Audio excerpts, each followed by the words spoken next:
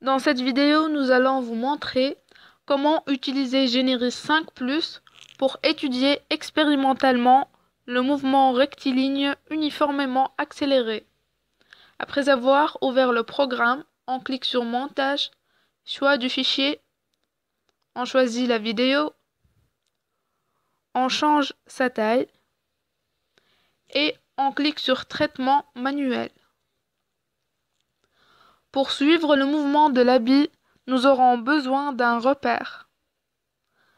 On choisit son origine, puis on clique 2 fois sur l'axe des abscisses pour inverser son sens.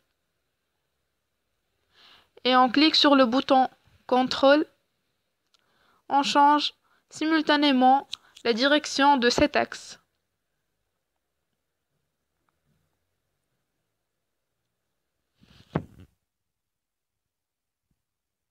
Et on entre l'étalonnage horizontal.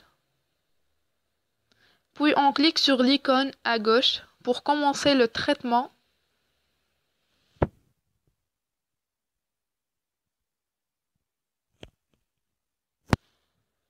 Et on clique sur la bille à chaque fois qu'elle change de position.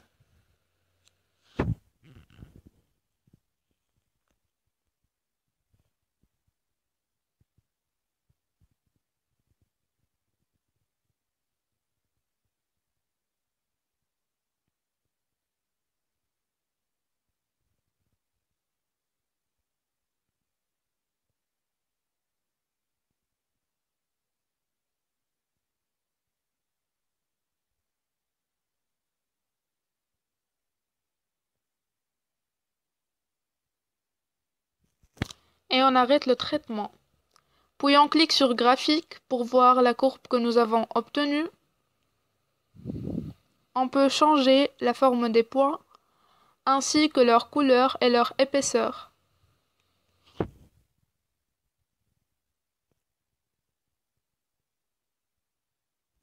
Puis on clique sur Compte rendu pour insérer la courbe. Et on peut la copier et la coller dans un autre document. Maintenant, nous allons tracer la courbe x en fonction de t au carré. Pour cela, nous allons définir une nouvelle grandeur, t au carré. Son unité est seconde à la puissance 2. Et on écrit sa formule. Par exemple, t1 au carré égale à t1 fois t1. Et on fait de même pour le reste des valeurs. Puis on clique sur Graphique et on change l'axe des abscisses. Et on obtient la courbe x en fonction de t au carré, qu'on peut aussi insérer dans Compte rendu si on veut l'utiliser plus tard. Maintenant, nous allons tracer la courbe qui traduit la variation de la vitesse en fonction du temps.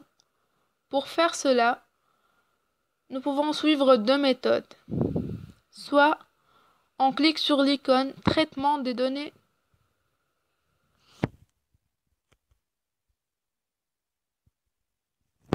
puis Dériver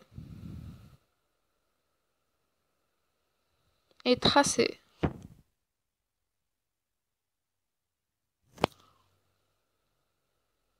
Ou bien on définit une nouvelle grandeur V, on écrit son unité m fois s à la puissance moins 1,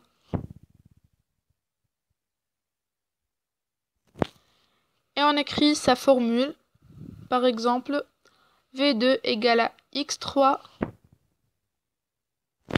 moins x1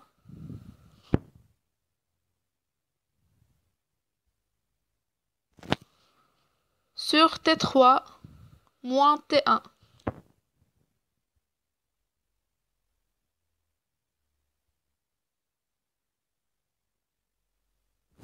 Et on fait de même pour le reste des valeurs. Puis on clique sur Graphique pour voir la courbe que nous avons obtenue.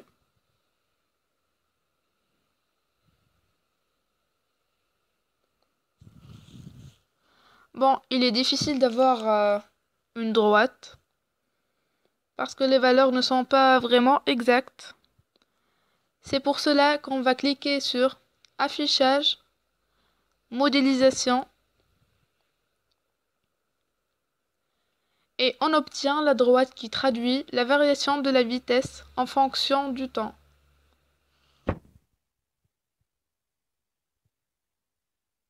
Et on peut l'insérer bien sûr dans Compte rendu. Maintenant, nous allons définir une nouvelle grandeur v au carré. Son unité est m au carré fois s à la puissance moins 2.